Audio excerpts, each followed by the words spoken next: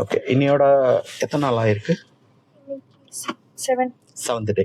Okay, நீங்களே பொறுமையாக ஆரம்பிங்க.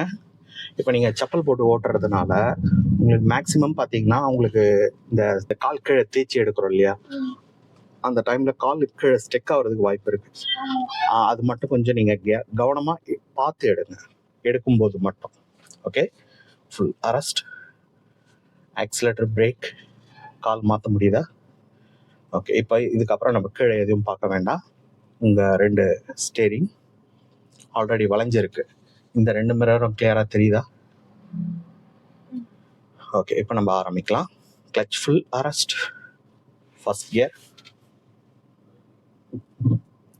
Hand brake release. ஓகே, இப்போ ஆல்ரெடி ரைட்டில் திரும்பி இருக்கு.